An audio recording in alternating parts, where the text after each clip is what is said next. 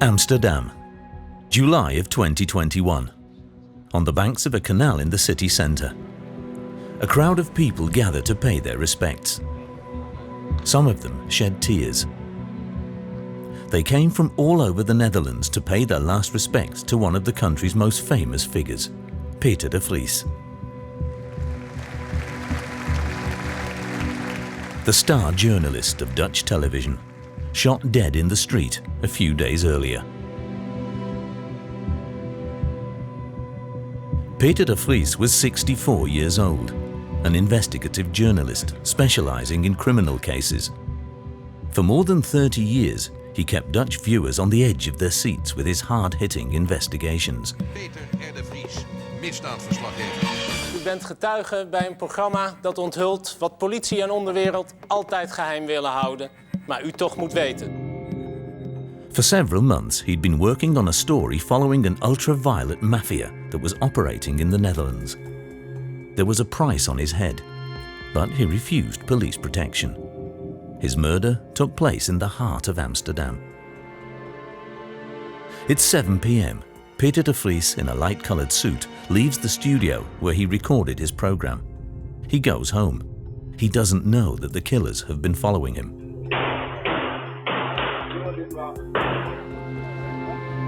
Peter is shot 5 times at close range.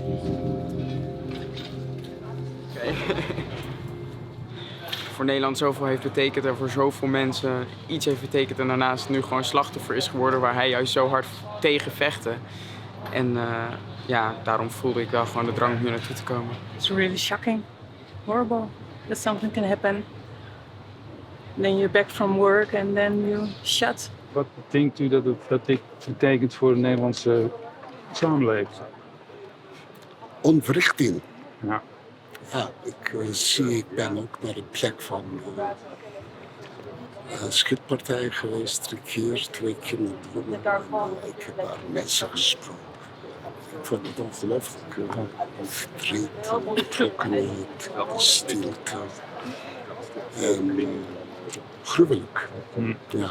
En hoe bedoelt u, wat bedoelt u met ontwrichting? Nou, dat de samenleving toch in bepaalde opzichten onzeker wordt van wat krijgen we nou in dit land. Het is een vreedzaam land. This murder is not a unique case. This is the latest in a series of assassinations coordinated by drug traffickers, a phenomenon that is now threatening the whole of Europe.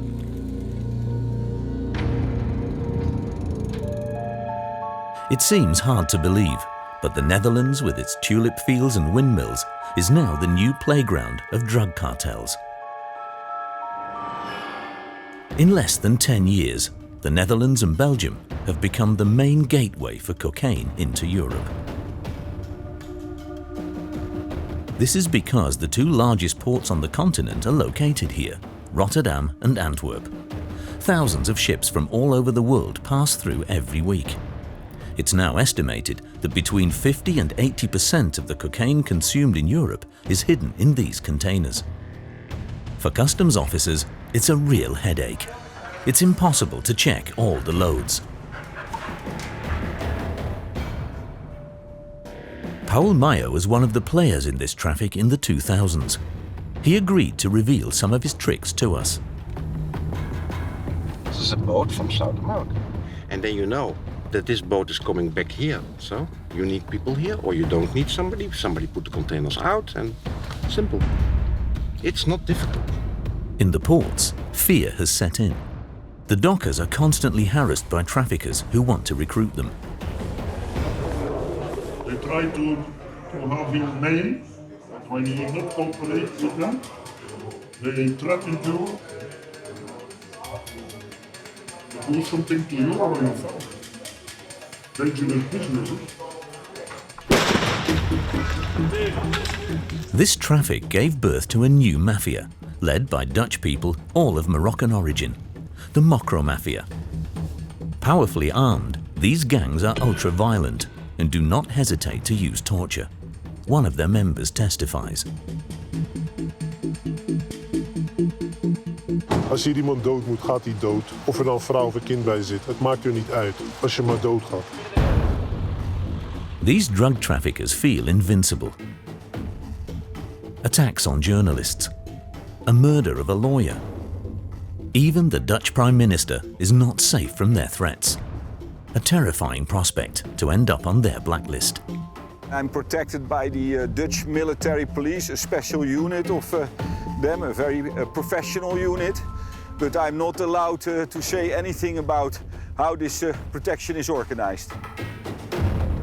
This cocaine trafficking generates tens of billions of euros each year. The authorities are concerned. Are Belgium and the Netherlands becoming the first narco states in the heart of Europe?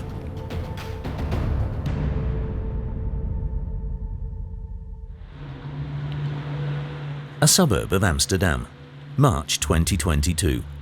The beginning of an extraordinary trial. A large police force was deployed around this building, which at first sight seems to be ordinary, but is in fact highly secure. A bunker. It has been specially designed for trials related to organized crime, with surveillance cameras, armored windows and permanently closed shutters. It's here that one of the most powerful bosses of the Mocro Mafia will be judged. He arrives in an armored vehicle. Ridouan Taghi, 44 years old. According to the police, he controls 30% of the cocaine traffic in Europe and has an estimated fortune of almost 100 million euros. Alongside him, 16 of his accomplices. They are being prosecuted for 6 murders and approximately 20 attempted murders. An intense trial. It's forbidden to film or even draw the faces of magistrates. Journalists follow the debates in a small room far away. According to Wouter Laumans, an expert on criminal cases, this trial is a first in the Netherlands. The prosecutors are now anonymous. They ask us not to write down their name, also of the judges, and it says something about the fear that's around the whole Marengo trial. In the courtroom, protected by bulletproof glass, the key witness of the trial. He's the former right-hand man of Ridouan Taghi, but since he agreed to collaborate with the police, there's been one death after another in his entourage. When they announced that they had a crown witness, within weeks his brother was killed, and later on his lawyer was murdered, and then Mr. Peter R. de Vries became his trust person, like his representative in the media, and he got murdered last summer. From the depths of his prison, Ridouan Taghi rains terror. The witness's first lawyer had been murdered at his home in front of his wife. Today, a new lawyer replaces him. He lives under close protection 24 hours a day, 7 days a week. He agreed to meet with us.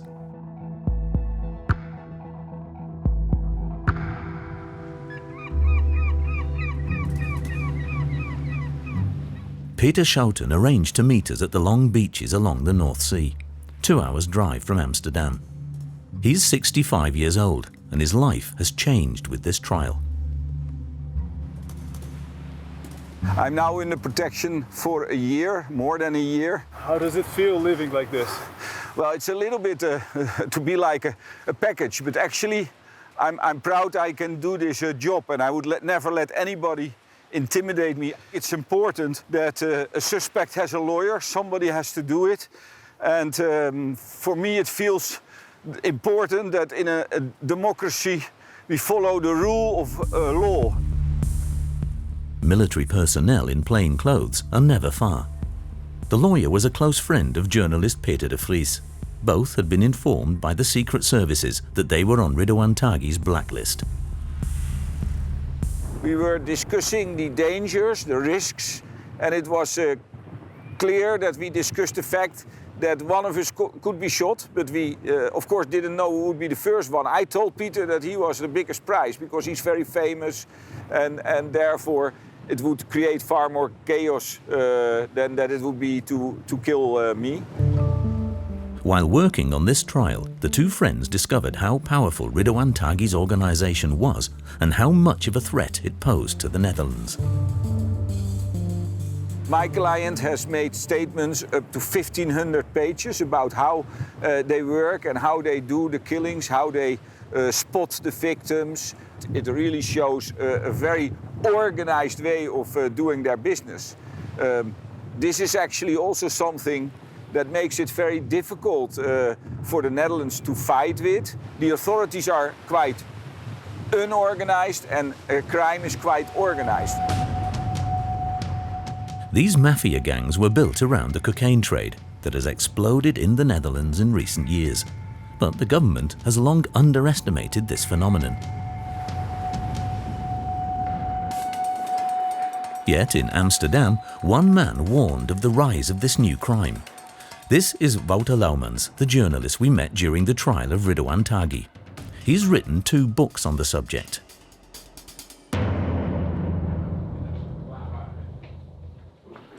The first one, Mocro Mafia. This was published in 2014. I sold about 140,000 copies we sold. The book became a social phenomenon and even inspired a fictional series on Dutch television. We wilden de school laten schrikken. Zij begonnen gek te doen. We moesten wel reageren. The Dutch witnessed the merciless war between gangs to take control of the cocaine trade. Mocro Mafia is a slang term chosen by Wouter to refer to the Moroccan Mafia. As we all know, a lot of hashish gets smuggled from Morocco to Europe. So what is like the epicenter of European soft drug culture? It's Amsterdam with the coffee shops. So the whole infrastructure was already there.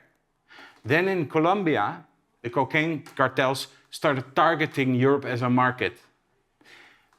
They started shipping the drugs to West Africa. And the cocaine went over the old hashish lines into Europe. That's how it started. So the guys who were running these lines became very rich. And that's the explanation why these guys are, a lot of them are of Moroccan descent. The port of Rotterdam was the main money-making base for the Mocro Mafia. As the largest port in Europe, 30,000 ships pass through each year. In 2021, customs managed to seize 70 tons of cocaine. But this is only a small part of the drugs that enter the country. I've seen guys who went from young guys, you know, with a North Face jacket on the scooter, you know, in the banlieue kind of area, to multi-millionaire who owns like millions of real estate in Dubai in a time span of 3 years. This can happen, you know? So it's not the gold dream, it's the white dream, you know? That's why Ridouan Taghi stands model for this new generation of Dutch criminals. He started dealing marijuana, and then at a certain point, he replaced the hashish for bricks of cocaine, and he became very wealthy. 50 kilometers from Amsterdam, Lazardreef High Security Prison, where the country's most dangerous criminals are locked up. Vito Shokrula regularly visits his clients there. At 32 years old, he is one of the Mocro Mafia's favorite lawyers. He's familiar with the profile of young people who are recruited by traffickers.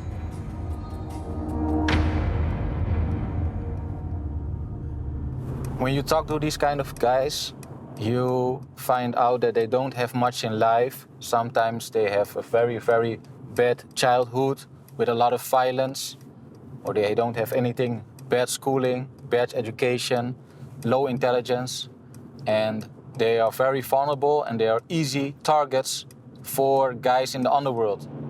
He's surprised by the speed with which these young recruits go from petty crime to extreme violence. Before there was people, they were like professional hitmen, but nowadays you see young people, 18, 19 years, and they maybe start with stealing a bike, and then within 2-3 months, they get handed a Kalashnikov from someone and they shoot somebody.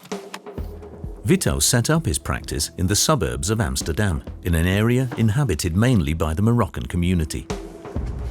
Don't need it anymore? No. Here, you could better stop. Sorry? To film here. Why should I be filming here? They're gonna kick you. They're gonna beat you. Okay, why? Why? Because they're criminals. They don't want the neighborhood to be filmed. Okay. The guys that live here, one of them, his brother got life imprisonment for shooting at police, so they don't care. If the police here, they always come to arrest someone with 3, 4, 5 cars because they're gonna get into a fight. It's not safe. Today, the Mocro Mafia accounts for half of his clientele. He built his reputation by getting one of their leaders acquitted. Ironically, his parents were fans of the film The Godfather, so they named him Vito in memory of Vito Corleone. The lawyer has noticed that the cases he has dealt with are getting increasingly violent, often with weapons of war. Like this raid on a house in the suburbs of Amsterdam, where the police discovered an arsenal.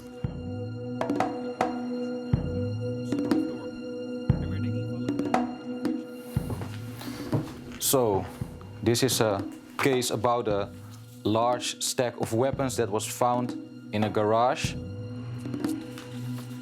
with machine rifles, AK-47, grenades, revolvers. Everything that you need to kill people can be found in these kind of garage.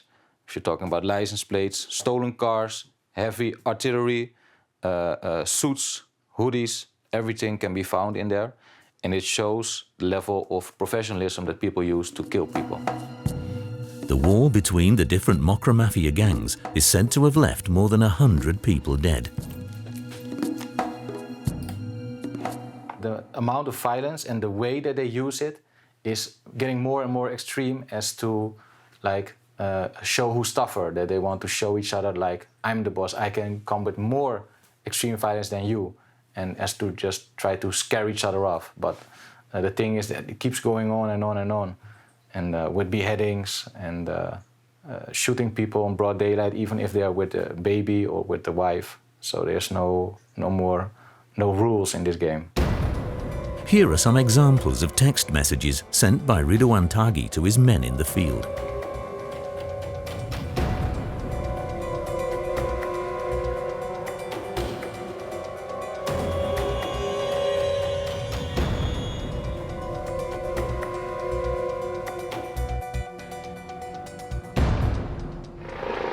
But it was during a raid that the Dutch police discovered that the Mocro Mafia had reached a new level of horror. June 2020, they storm a farm.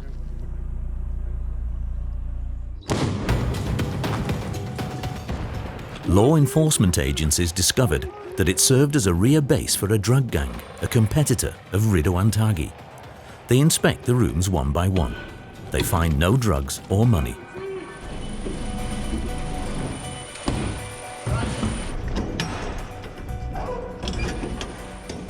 But in a garage, 7 containers transformed into a cell with soundproof walls and handcuffs fixed to the floor.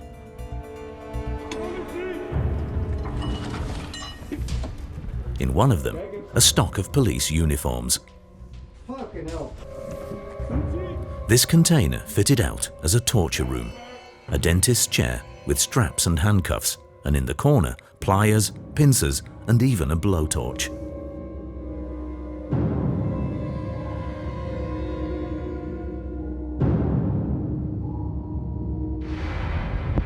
We managed to get in touch with a member of the Mocro Mafia. Oh, wacht. We doen niet bij de Maren daar, bij die snackbar en zo daar bijna. Ja, maar daar kan je komen met de auto, toch? Vito, the lawyer, acted as our intermediary.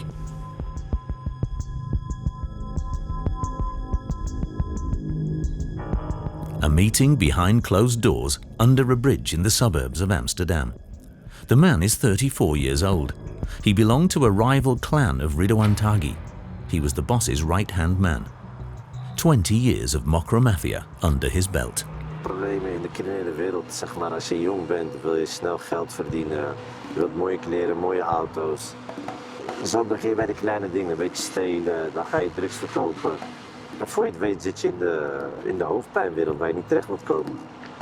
En dan is er eigenlijk geen weg terug bijna. Very quickly, the young recruits become soldiers, capable of killing on command to prove their allegiance. How much money is someone to get paid to kill somebody?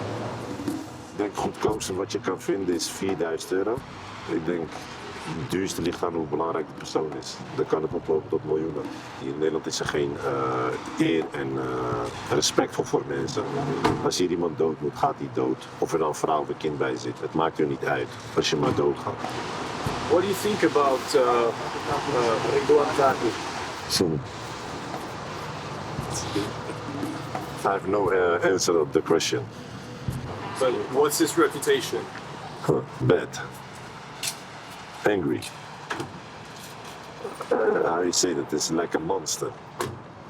A monster like a devil. People are still afraid of him even though he's in jail. Het is normaal. Hij heeft nog steeds zijn werkers lopen. Hij kan nog steeds mensen aansturen. Het is gewoon een hele machtige persoon met heel veel geld. Dus je moet heel goed uitkijken wat je zegt en wat je doet. Want hij laat je gewoon vermoorden als het moet. En hij ligt er niet wakker van.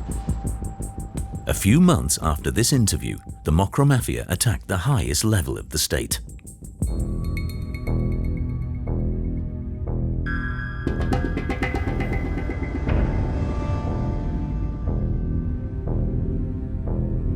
Prime Minister Mark Rutte had just announced that he was going to give an exceptional budget of €430 million to help the police fight against drug traffickers.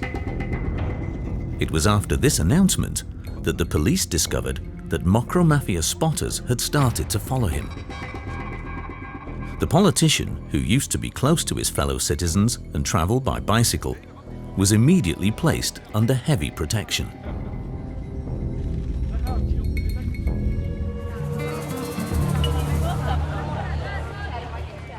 To organize the counterattack, the Netherlands turned to Italy, a country that has become an expert in the fight against the mafia. The Dutch Minister of Justice herself went to Rome.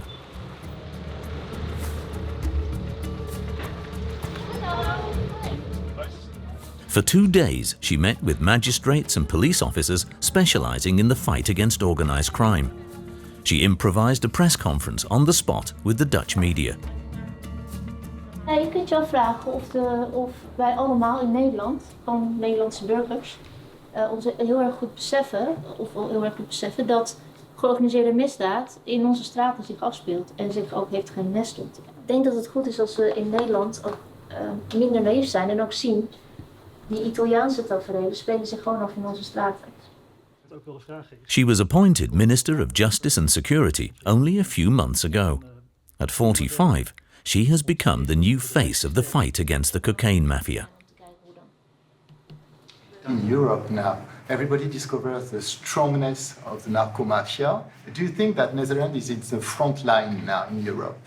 I think we are, because our open economy and our excellent infrastructure we have, which is great and beneficial for the typical Dutchman, is also being abused by criminals. So we see that we are an entrance towards Europe and the rest of the world of drugs coming in and going out.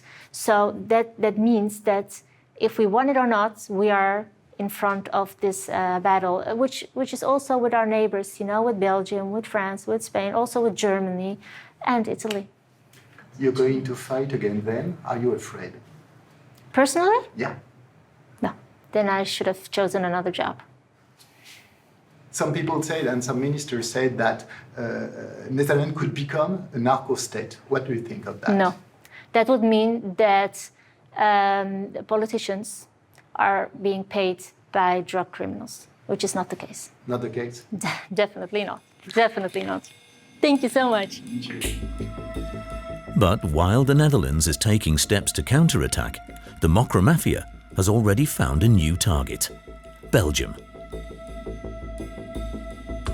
The motorway between Antwerp and Rotterdam is nicknamed the Drugs Motorway. This is one of the routes used by traffickers to flood the European market with cocaine.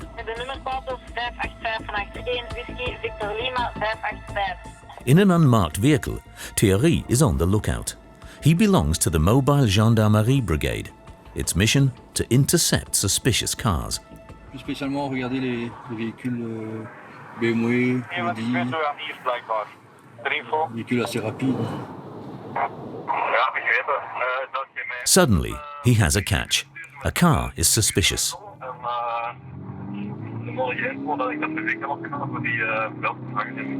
Qu'est-ce qui vous saute aux yeux là? Le comportement du conducteur, un peu méfiant, un peu nerveux. C'est vraiment un feeling, c'est la manière dont il me regarde quand il passe. In a few seconds, he catches up with the car.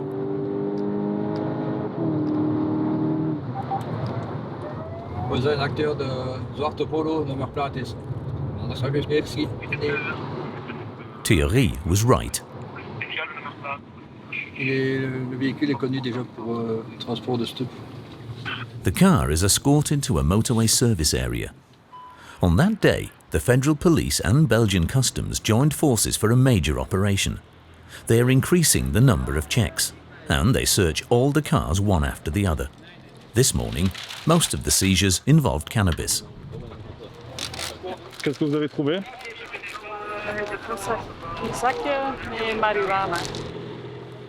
But also more unusual products, like these bottles of laughing gas. And in the late afternoon, the police hit the jackpot, thanks to this special van.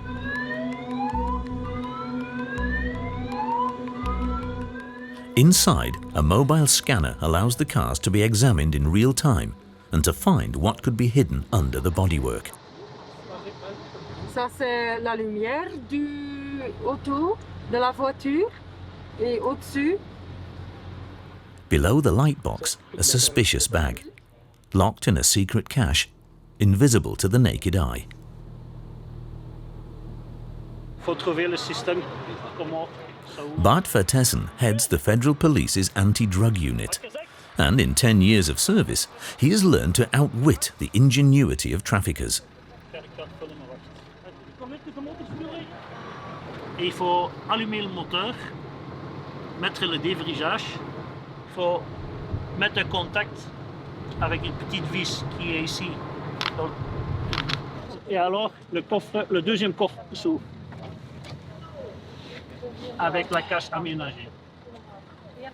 Inside, in a simple plastic bag, 2 kilos of pure cocaine, a small fortune.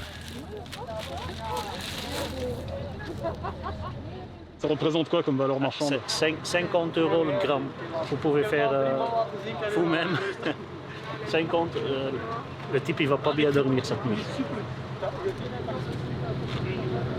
This trafficker, a Dutchman of Moroccan origin, has just lost 100,000 euros. He was coming from Rotterdam and was to deliver the cocaine to Brussels. In 2021, Belgium became a new cocaine hub. That year, the Belgian Federal Police succeeded in decrypting thousands of messages exchanged by traffickers. In a fortnight, they conducted more than 200 searches, seized 17 tons of cocaine and 1 million euros in cash. It was the Belgian federal prosecutor himself who announced the extent of the phenomenon on the news. La grosse majorité des messages qu'on a interceptés est relative au trafic de drogue. Et on a découvert un monde hallucinant avec des sommes gigantesques d'argent. Rien que ce qu'on a saisi, les 17 tonnes de cocaïne, ils ont perdu 2 milliards en 3 semaines. At the Brussels courthouse, federal prosecutor Frederik van Leeuw agreed to meet us. He still can't believe the amount of money generated by the cocaine trade. Il y a des sommes en jeu qui avoisinent parfois les budgets de certains États. On parle de milliards d'euros et avec ces milliards d'euros, il y a tout un circuit de corruption qui se met en place et puis les vies ne coûtent plus rien. The Belgian police have discovered a new type of crime that they are not used to. Gangs fighting for control over the cocaine trade. Murders, settling of scores, Kalashnikov shootings, and even grenade throwing, as in this footage captured by a surveillance camera in the city centre.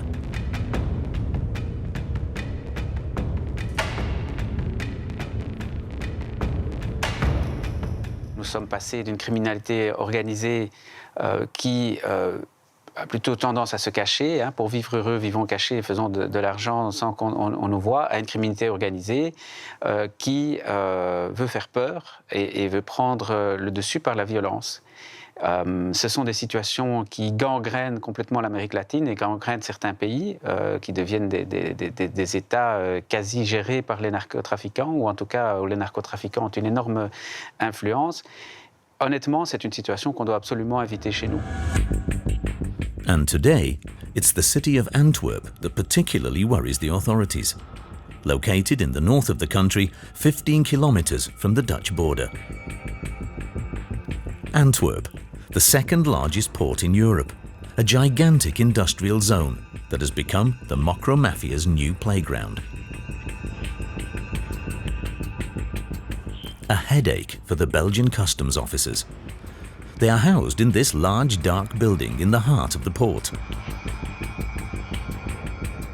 The fight against cocaine trafficking has become their main task. A tough challenge, checking the 12 million containers that pass through the port each year. Christian van der Weeren is the Federal Director of Customs.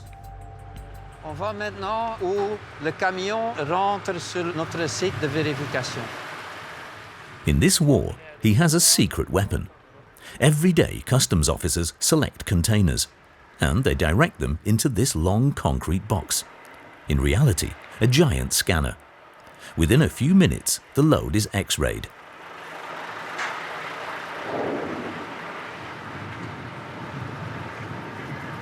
Combien y a-t-il de camions qui sont scannés chaque jour? On peut aller ici jusqu'à 70 à 80 conteneurs par jour. Customs officers select containers according to their origin, the goods declared, or sometimes information provided by the police. The scans are then analysed in the offices. Vous voyez, le scanner se fait de côté. Ce sont des olives qui étaient là-dedans. Et ici, vous voyez l'image. Il a la possibilité d'aller plus en détail et d'aller vérifier ici, est-ce qu'il y a rien d'abnormal là-dedans. Nothing to report in this container. But the director is keen to show us the ingenuity of the traffickers on a previous seizure. C'est un conteneur frigo. Ici, ce n'est pas normal qu'il y ait une plaquette comme ça. Dans ce cas de figure, le cocaïne était incorporé dans la structure du conteneur. The scan can also indicate how deep the cocaine is hidden. Mais vous voyez ici que la couleur, la densité est différente. Et sur base de ça, les analystes donnent des instructions aux vérificateurs. Ils savent qu'il faut aller autant de mètres à l'intérieur pour trouver la drogue. In this refrigerated lorry, customs officers only found about 100 kilos of cocaine. But in 2020, they made a record seizure, thanks to information gathered by the police. 11 tons of pure cocaine discovered in a single container, a total value of 450 million euros. Jamais dans le monde, on a fait une constatation de tant de cocaïne dans un conteneur. Here, cocaine seizures have increased 30-fold in 10 years. 3 tons in 2013, 90 tons last year. And customs officials estimate that this would represent barely 10% of the drugs that actually enter the country.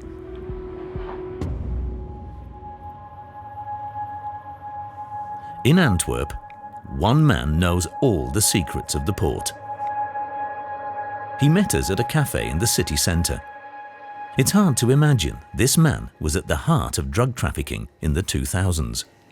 When they ask me what is the best job for me, then I say smuggler, because everything is inside, in that time especially, because the parties, the money, but also, how you say, the pressure, it's exciting. Paul Meyer was the head of a smuggling ring. He was paid by traffickers to bring their cargo of drugs safely into the port of Antwerp. 20 years of criminal life. I know that people don't hear this, they don't want to hear this, and they want to see somebody who is saying now that I'm sad and I don't do it again. But I'm honest, it was a beautiful time. It was really a beautiful time. Okay, the product is not nice, I agree, I don't discuss also about that. So yes, I don't like it, but I miss the trafficking, all the things around smuggling. Yes, I miss. How much money did you make? A lot of money. A lot of money. Every 5 weeks, the turnover was 21 million, between 21 and 25 million euro every 5 weeks. And we make a lot of money. Yes, we make a lot of money. According to the courts, he and his associates earned more than 700 million euros before the Belgian police caught up with them. In 2007, he was arrested in Bangkok, Thailand, and then extradited to Belgium, where he was sentenced to 10 years in prison. Today, he's a free man. He claims he has gone into construction, but has forgotten nothing of the tricks he used to foil the customs officers. According to him, the port of Antwerp is a sieve. Yeah, here you can see, all this is, you see the water here is the port. It's incredible big, till Holland. Next to the historic centre of Antwerp, the port. It is huge, covering 135 square kilometres.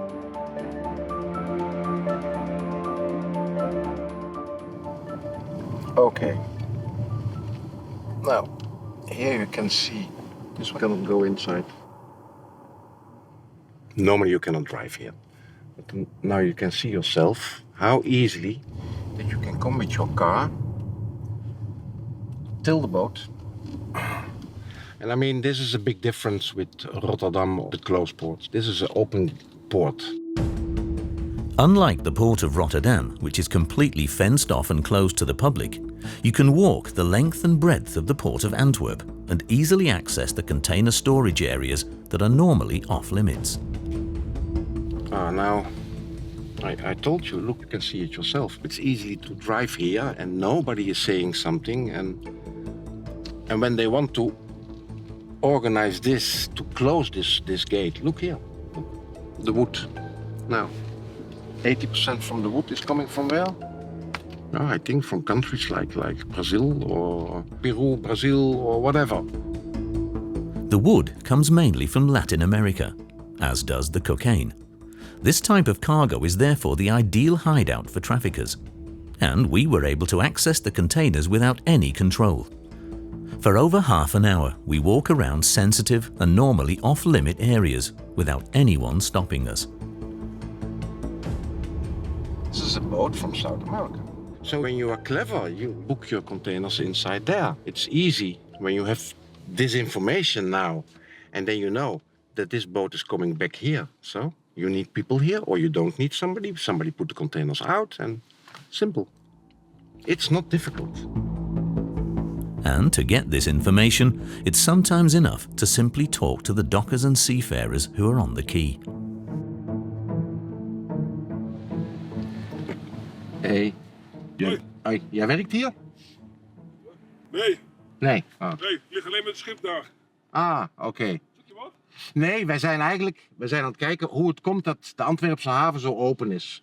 En dat je daar zo met de auto bij de boot kan komen. Ja, maar normaal gesproken moet je aanmelden, hè, bij de portier of zo. Ja, maar ik ben nou met de auto helemaal langs het water gereden. Tot met die boot van Panama. En er is niemand die iets zegt. Ben jij van die boot van Panama of? Nee, ik lig daar. Of hier? Ik lig erachter. Zo'n tanker. Oké. Zo'n tanker. Wij reden dat we hier zijn gaan liggen, want we pas na het weekend hoeven we pas te melden. Seemingly a harmless conversation, but for a smuggler, a valuable source of information. Okay, it's in my language. But you can see how easy you can talk with people. He explained me everything. He gave me also other places here in Antwerp, in the port, where you can go also with your car. So, I mean, information is easily to get here. I only open my window and I ask something. And I didn't pay him for that information, so. Corruption in the port is said to be rampant. In 2021, the discovery by the Belgian police of thousands of encrypted conversations between traffickers revealed the extent of the scourge. Customs, police, shipping companies, transport companies, security agencies. The cocaine mafia has infiltrated the entire port infrastructure. Their main target, dockers.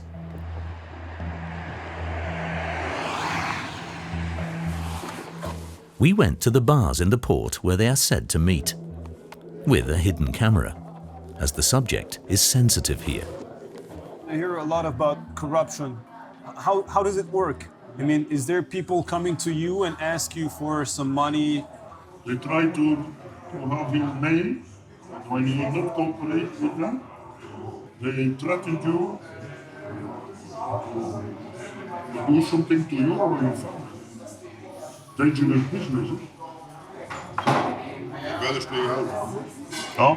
You better stay out of the business. When you are in, it's very difficult to get out. Do you know people who's...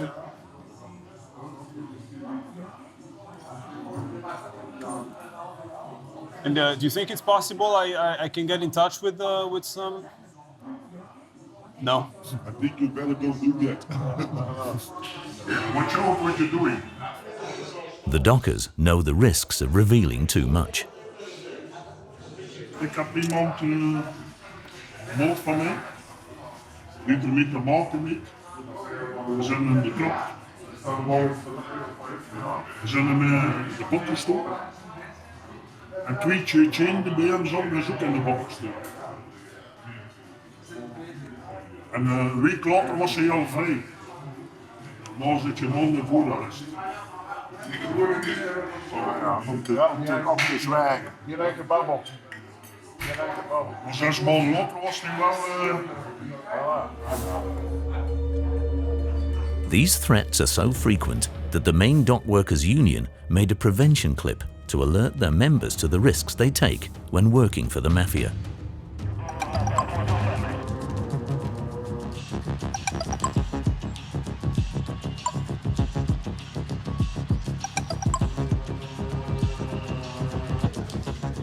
The clip features a smuggler who bribes a docker. Ik krijg er toch geen problemen mee, hè? Maar nee, als je het niet wilt doen, dan vinden we wel iemand anders, hè. Maar dan loopt je wel 25.000 € per keer mis. Zie, hier is al een klein voorschotje. Ça va, matje? Goh, ja, oké, goed. Een probleem dat... The clip alerts the dockers. Once they get involved, it's almost impossible to get out. Ik dacht op een paar konden rekenen, paljas. Is er mee aan het lachen, of wat? Schoon gezinnetje precies. Hm? Als we deze een bezoekje moeten brengen, moeten we zo fire doen. For the traffickers, the dockers are an essential cog in the wheel. They are the ones who have control over the containers. Niels worked for 10 years on the docks. Today, he's retired. My job was to lift containers from the ship. I operated mobile cranes, container cranes, and straddlers. That means the big machines that take the containers from A to B. Usually, on a ship like this, the drugs are concentrated in one container, and the traffickers have to isolate it from the rest of the cargo in order to gain access. Niels was approached several times, but always refused. A guy said to me, you have to put this container on the side. That was the time that he said it has to be fixed, it's broken. So I lift the container and underneath it was intact. So I said, something wrong here. And if you apply to them, they own you. And then they offer you some money. And how much money can you make if you collaborate? I heard amounts from 20,000, 10,000, 20,000 euros. Yeah.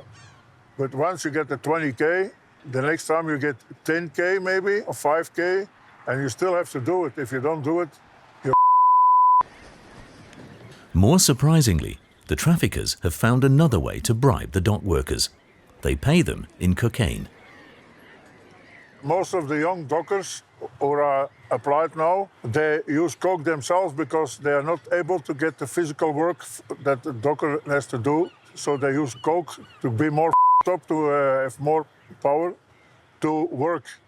And the traffickers, they know that, so they pay the guys also in coke. They say, okay, if you do this, you get 5 grams or this and that, or they make them addicted to coke and then they give them a small amount that they can sell themselves or whatever. Do you think that we still can fight against these traffickers? It's a war nobody can win. Nobody can win it. In Antwerp, some neighbourhoods are now completely plagued by drug trafficking. Cocaine arrives in such quantities that it's sold on the streets. A gram is the cheapest in Europe, €40, half the price than in Paris. Maintenant, on va aller dans le quartier chaud là, mais on va rester pendant 20 minutes, une demi-heure, pas plus longtemps, parce que sinon ça va bouger. Philip de Winter has been a city councillor and member of parliament for more than 20 years. He leads a Flemish nationalist party, Vlaams Belang, which is classified as far right. Ja, we klagen niet. He is a major figure in Belgian politics, but he is only accompanied by 2 bodyguards, as the neighbourhood is in the hands of the Mocro Mafia. Boven mij woont er een dealer. Allee, ja, hij is nou opgepakt. Zij zit de zaak voort. Het is een gezinszaak. Allee, ja. En dan zit het gebabbeld, hè? Today, he is one of the few politicians willing to speak out publicly about the violence in Antwerp.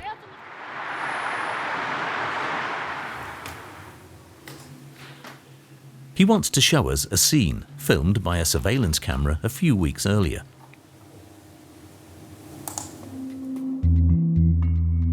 A man shoots his gun at the front of a house. 8 shots. In the street. The shooter is not hiding, takes his time, and surprisingly, is filmed by his accomplice with a mobile phone.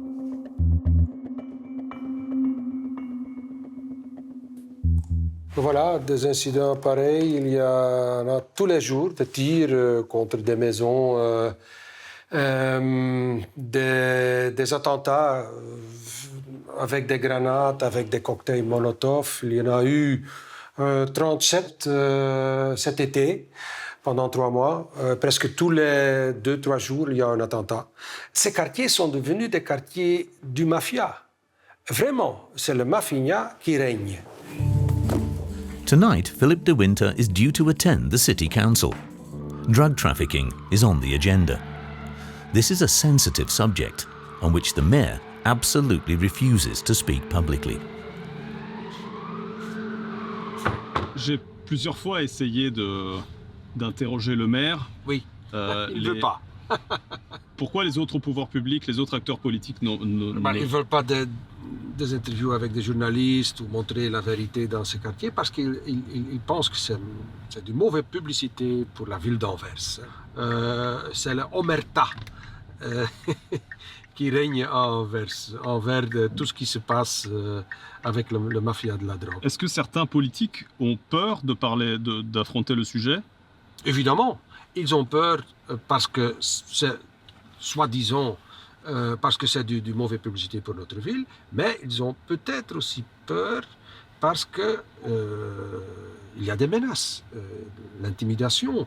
Le maire a été intimidé et peut-être aussi des autres, on ne sait pas. Et moi aussi j'ai reçu des menaces, mais il faut les combattre maintenant que c'est encore possible. The city council takes place in the historic centre of Antwerp, in the majestic 16th century city hall. A solemn and formal setting. But this does not stop Philip de Winter from pounding his fist on the table. He has just learned that some of the majority councillors have suggested that since the war on drugs seems to be lost already, cocaine use should simply be decriminalised. And that makes him angry. Het criminaliseren van druggebruik ten aanzien van al diegenen die drugs gebruiken, cocaïne snuiven en weet ik veel wat, als een recreatief gebeuren. Daar moeten we paal en perk durven aanstellen. Waarom geen moreel appel van bekende Antwerpenaren, u op kop, om te zeggen het moet stoppen. U hebt bloed aan uw handen als gebruiker van cocaïne. Koop die cocaïne niet meer. U helpt en steunt de drugmafia. U bent rechtstreeks verantwoordelijk voor de aanslagen wanneer u cocaïne the mayor does not want to enter into the controversy of decriminalization. According to him, the city simply cannot win this war on drugs alone. We hebben bepaalde inspanningen binnen het korps rond drugs gedaan, korpsbreed en met gespecialiseerde eenheden. En die zijn heel succesvol. Dat zie je ook aan de criminaliteitscijfers. Maar de georganiseerde misdaad, die internationaal georganiseerd is, vaak vanuit Nederland wordt aangestuurd en door Antwerpse figuren vanuit het buitenland, die kun je met bestuurlijke politie niet raken. In Antwerp, cocaine trafficking is estimated to be worth 50 billion euros. This is the equivalent of 5 times the city's budget. The drug traffickers are now extremely rich, and as in Holland, they do not hesitate to attack the state directly. On the 24th of September, police in Brussels foiled an attempt to kidnap the Minister of Justice.